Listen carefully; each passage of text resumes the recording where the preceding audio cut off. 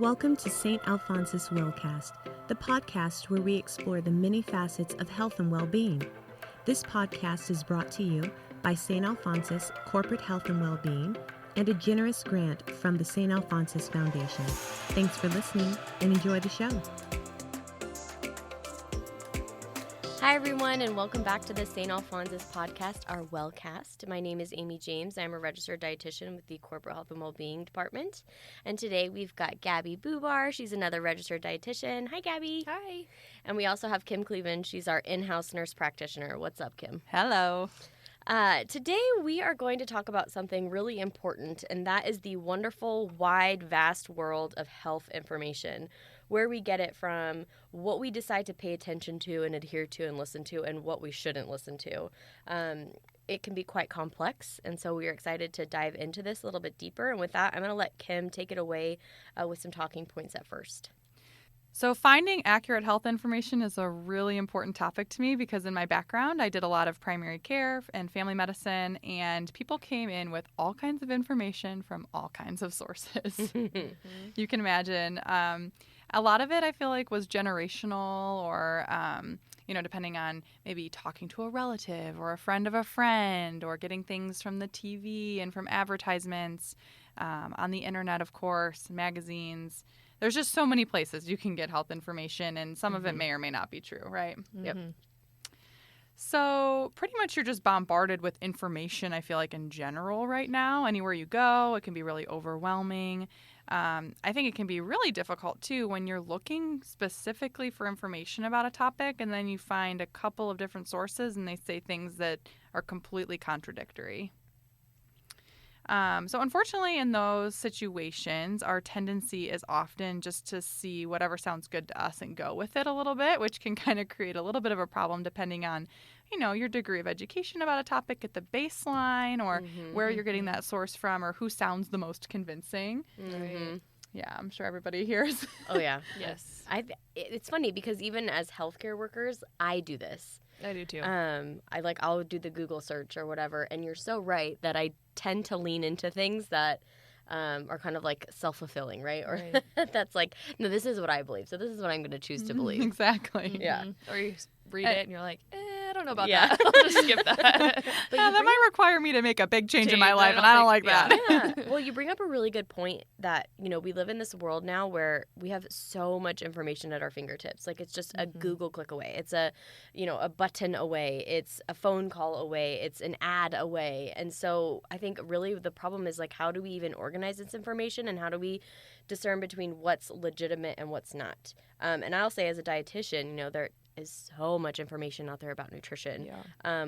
And it's, kind of a double-edged sword. It's a really great thing. I think I feel really lucky to be alive in this time when knowledge is so vast and wide and easily accessible, but it's also made our jobs, at least, quite complicated. 100%. And then I do think it's interesting, too, like whoever speaks the loudest is heard, right? So some of the sources you may look for, the person may seem really knowledgeable or very convincing or, they may have a flashy ad or something like that. And that doesn't necessarily mean that's the place you need to get your information from. Absolutely. So the first place I'm going to recommend that everybody gets their health information from is from their healthcare provider. Yay. When you go in for an office visit, ask for that printed summary of your visit. Ask for any handouts they have related to your health or your condition. You can ask them to draw you a picture. You can ask them for any resources they have to offer if you're just not understanding. And this is a good idea for many reasons. One is that your healthcare provider should be providing you with information you can trust. Two is, when I go in, I forget everything I've talked about with them after I leave, and inevitably I will go home and have a family member ask me, what did they say? And it's really helpful just to have that handout or that reminder of what was talked about, just to relate to people who care about you as well. Yeah. And I think this is an important time to say, don't be afraid to ask questions to your provider. That's exactly what they're there for. I think it's, there's two things going on here as well as, we have access to our phones and the internet, and so it can be really easy to just, I'm just going to Google it, XYZ. I don't want to burden my healthcare provider. I don't want to take their time, but that's what they're there for, and that's what, I know as a dietitian, my favorite times with my clients and my patients are when they ask me the random questions that are easily Googleable. But just get comfortable with asking questions.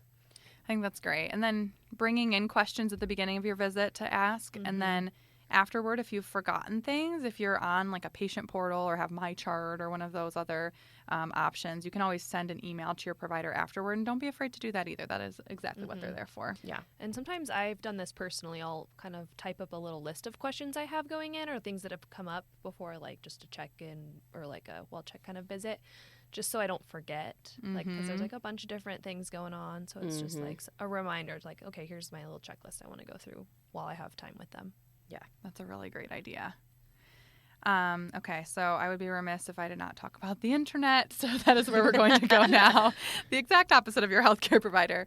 It's a wonderful tool. You can find information about everything. But I do have some tools and sort of a checklist for you that you can follow to help you look at a website objectively and know if the information is accurate outside of the flashiness or, whether or not you agree with the information. So the first question is the website affiliated with a government agency, a university, or a professional organization? So those would be websites that end in .edu, .gov, or .org. Those are your best bet in terms of containing vetted information, whereas websites ending in .com are commercial websites, and they're just less guaranteed to provide good information. Some of these like prescription drug websites may end in .com, and maybe they have really great information about your topic of interest, but they may be skewed towards getting you to take their medication or something like that. Yep. And then the second thing to look at is who wrote the article. You want to look at the author, who they are, if they're a medical doctor, what their credentials are. Do they have any professional affiliations? So just as an example, say you want to look up reflux or, stomach pain. Is the person that wrote the article a gastroenterologist? Where do they work? Are they affiliated with the American College of Gastroenterology? Basically, what's their authority to provide this education? And then do they provide any other references as well? I found a lot of health information on some of the more commercial wellness available websites you'll see are maybe written by like a health editor, and maybe they like have someone reviewing their articles.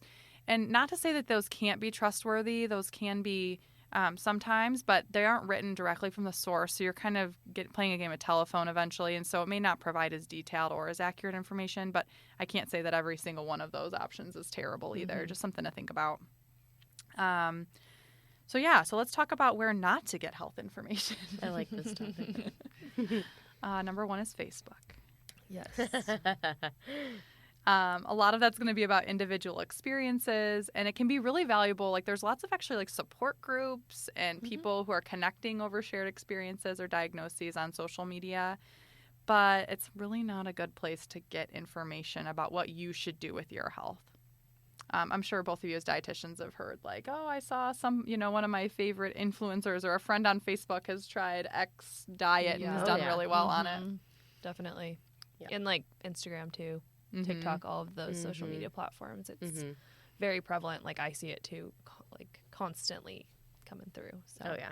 And it's so readily available. It's so like easily, easy to access that too. So it gets confusing. Yeah, and I think, there's value in both knowledge and experience, but you definitely want to go to the professionals as a source of what you should do or what you should be trying before you get to anecdotal, experiential, this is what happened to me, this is what worked for me kind of information. Yeah, definitely. And that can be hard too, because a lot of the times those people seem like your peers or people you can really relate to on a lot of levels. Maybe if you're, I'll use myself as an example. I'm like a mom of 2 little kids and a working mom. And then, maybe I'm struggling with not feeling super energetic or carrying a little extra weight or whatever the issue is. And then I find my favorite influencer who swears by this shake in the morning that's helped them, or this type of diet or whatever it is. And now Insert eye roll. Yeah. They can play with their kids and go to work and they feel great. And it just kind of like tugs at your heartstrings in a way that more like objective paper information won't, but doesn't necessarily mean it's the best. And I think on the opposite side of that too, so what that can kind of generate on the other end of that, so let's say say, you see this influencer and you're really moved by their story and their anecdotes. And so you're like, okay, I'm going to buy this product. This is going to work for me. This is going to take me out of my slump. And then it ends up not working. And then there comes a tidal wave of like guilt and shame. And what's wrong with me? Why is this not working for me? Right. And I think if most of us would utilize our providers and utilize credible sources, and when Kim says something that's vetted, we're meaning, evidence-based. We see it in the literature, we see it in the science, it's backed by science. If we go that route, you're much more likely to have a targeted, individualized intervention, and your success rate for your first attempt is, going to go up. Not say that it's going to be the best, but again, you're going to have that guidance from a provider versus going at it alone.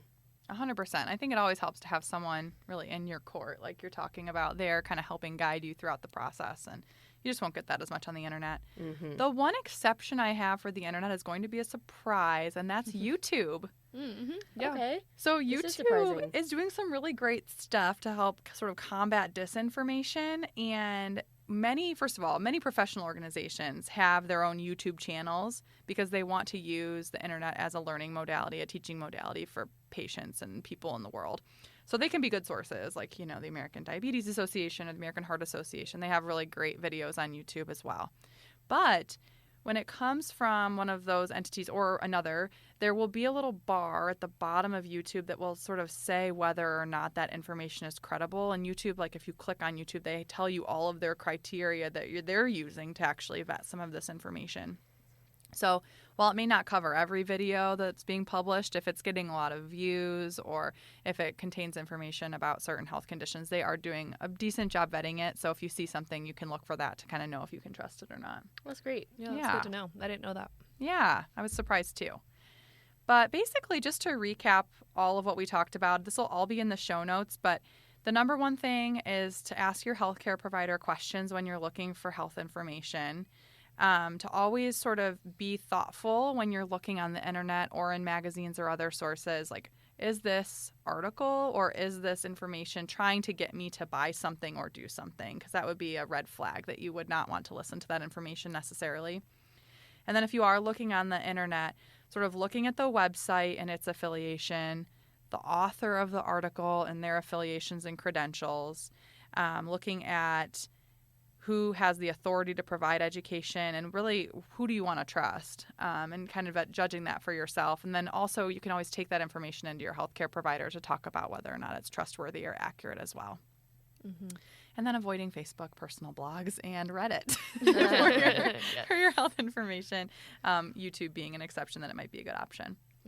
But hopefully this was helpful. It's super helpful. I have a couple questions for you. Yeah. Now, I'm like surprising you with this question, so it's okay if you're not sure. But like, do you have any recommendations for people who find themselves like really grabbing their phone at the instant that they see that a mole has changed, like 0.05%, or whatever that is. Yeah. Or, I think what we might hear pretty often are those people who kind of identify as like a hypochondriac. Yeah. And who are really quick to source information from the internet, freak themselves out, Right. give themselves anxiety. Like, do you any coping mechanisms for that? Maybe just like strengthening your relationship with your provider, or, anything? Yeah, I agree. I mean, I think, knowing your body is an important thing. So if you feel like something's off, I don't necessarily think dismissing it as the right option. I think as someone who has done this with issues, at 2 o'clock in the morning, nothing's going to get done. So unless it's truly an emergency, like really trying to breathe through it, talk yourself through a plan, maybe writing down what your symptoms are so you won't forget in the morning. I think,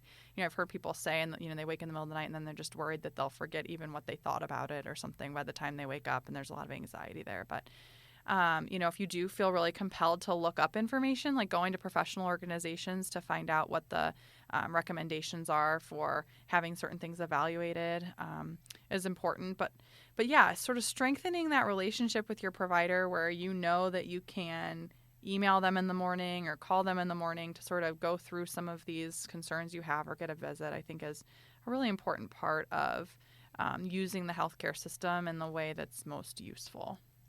I think this also kind of brings back, something that we always talk about, which is disengaging from technology from time to time and making sure that you're respecting your off time with even accessing health information through your phone could be a healthy habit that you could start forming today to kind of ease that as well. Yeah, 100%. I think that's a really important part of it, is sort of taking a deep breath with all of the things, because it can be really anxiety provoking when you feel something new or notice something new about your body. That can be really a big time of anxiety for a lot of people. Yeah, definitely. Mm-hmm.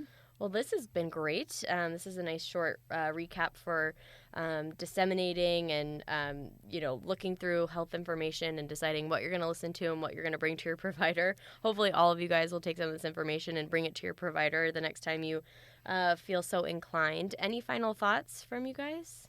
No, I don't think so. Alrighty, well, that concludes our podcast on health information, and we look forward to chatting with you guys next time. Thanks so much. Thanks a lot. Thank you for listening to this episode of St. Alphonsus Wellcast, brought to you by St. Alphonsus Corporate Health and Wellbeing and the St. Alphonsus Foundation. Always be sure to catch new episodes by subscribing to us through all major podcast platforms, including Apple, Google, and Spotify. We hope you'll tune in again. Until then, be well.